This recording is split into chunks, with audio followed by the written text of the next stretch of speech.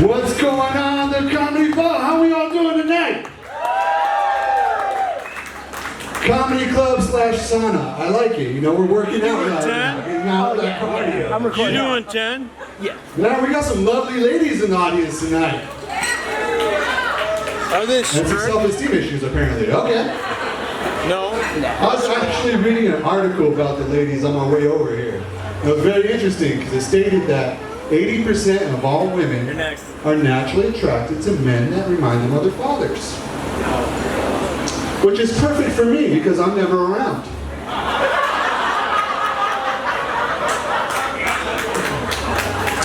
So I'm single, I'm kind of dating around a little bit. I figured I'm gonna stop dating Latinas because I'm tired of being a victim of attempted murder. Latinas are mean, man. Like, they always like to talk shit in Spanish. You guys wouldn't know this by looking at me. I don't speak a word of Spanish. I'm just walking around as false advertisement or some shit. Like, I know a couple of phrases, like if I want to go to a Mexican food restaurant, I know yo quiero número uno con queso, which means I want the number one with cheese. Which sucks, because I hate the number one, with or without cheese. The second one I know is sé suficiente español, pero embarazar a una chica mexicana. Sounds sexy, right? That means I know enough Spanish to get a Mexican girl pregnant. Which so happens to be yo quiero número uno con queso. So I heard we got some weed smokers in the audience, huh? We got any cops in the audience?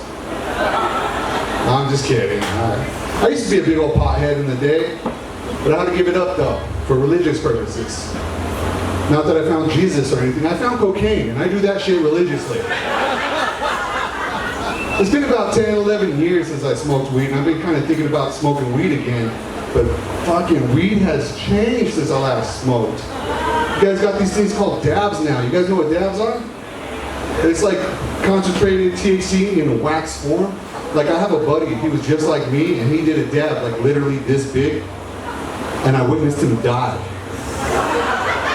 On a Saturday night, he arose the next morning, his name was Jesus, it was fucking hilarious.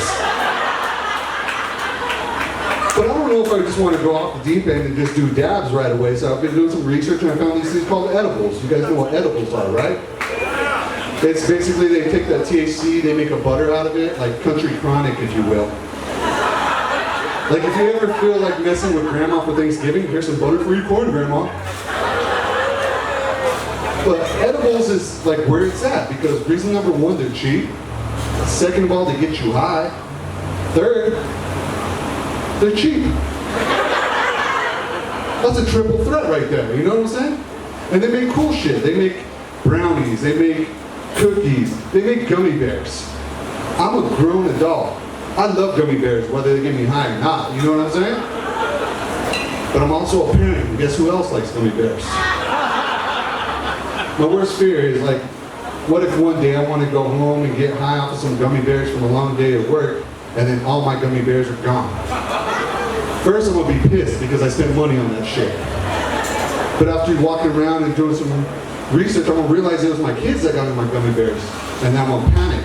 My heart's going to drop because they haven't built up a tolerance like I have. And then I'm going to walk into every parent's worst nightmare. There's my kids sitting on the couch, quiet and well behaved. Oh, we got some parents in the audience tonight, huh? You guys are going to go home like, who likes gummy bears? You guys want to hear why I quit smoking weed? I guess not. I mean, I'm up here. I'm going to tell you either way. I don't give a fuck. I mean, this is a free show, so you guys are going to hear it. So I used to work at this place called Grandy's. You guys ever heard of Grandy's? It was a chicken place. So one day I decided that I'm going to get high before my shift and got paranoid as hell.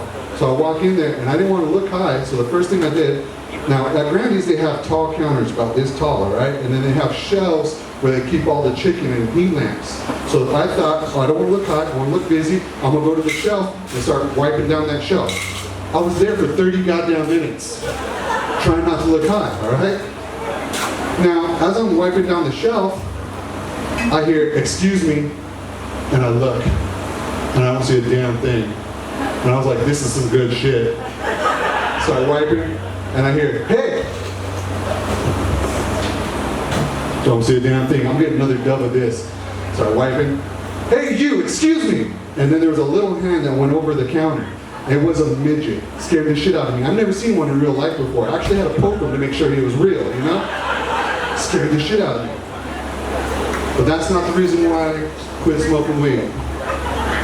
The real reason is because I got high and went to work on my goddamn day off. So now I just do cocaine to be more productive. Shit, we got some nice audience tonight, man. Tell you a story. I love downtown. I come here all the time. I like to pick up girls downtown at the place called the Library across the street, all right? Yeah. Now, you guys wouldn't know this, but I'm actually a shy guy, you know? I'll put here telling jokes in front of strangers, but I'm actually really shy. So I actually have to hide myself up in the mirror before I go out and go party. I look at myself in the mirror, and I'm like, you know what? You're an attractive dude. Women like you. You're going to leave with the baddest chick of the night.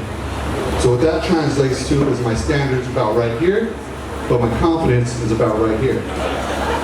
So I do what every single douchebag does when you're at the bar. I see a lady at the bar and be like, hey baby, can I buy you a drink? And she goes, psh, by the looks of you, you're probably gonna slip a roofie in.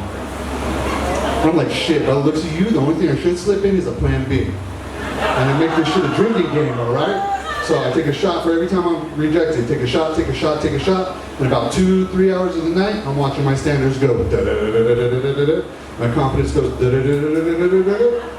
Now let me stop right here. I don't know who invented this shit. I don't know why, and I don't know why it caught on.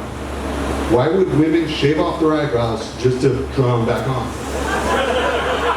So you guys already know what kind of girl I picked up, alright?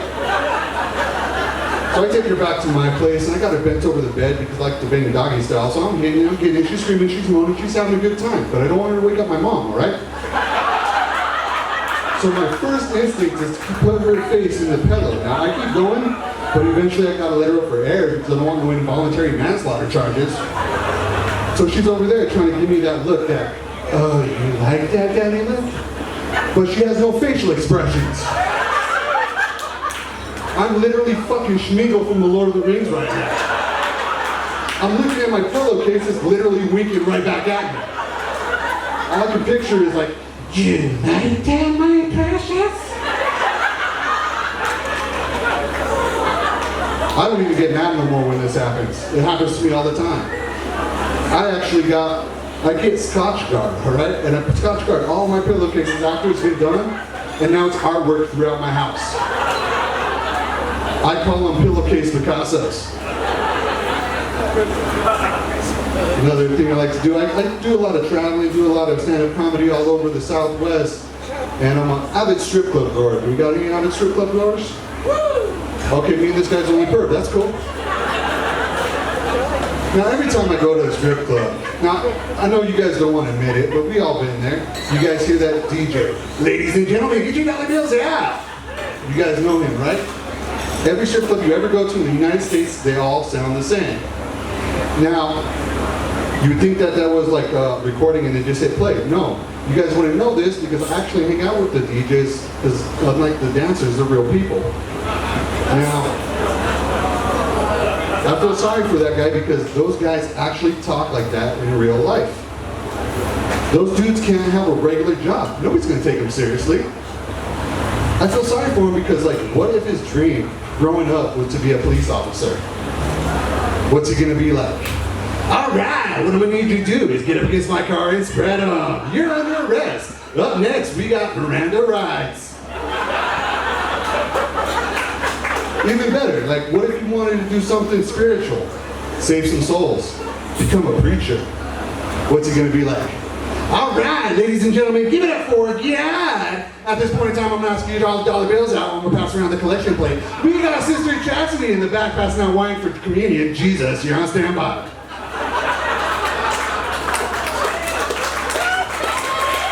Thank you. You guys can tell that I actually worked on that voice, huh? I actually wanted to be a strip club DJ because I wanted to see free boobs. But you actually have to be a real DJ to be a strip club DJ and have music. All I have is Pandora, the free version. So I'll be up there like, all right, this next dancer is brought to you by Toyota. Going places, Mercedes, where you're at. All right, guys, that is my time. You guys have been awesome. You guys have a good night. God bless.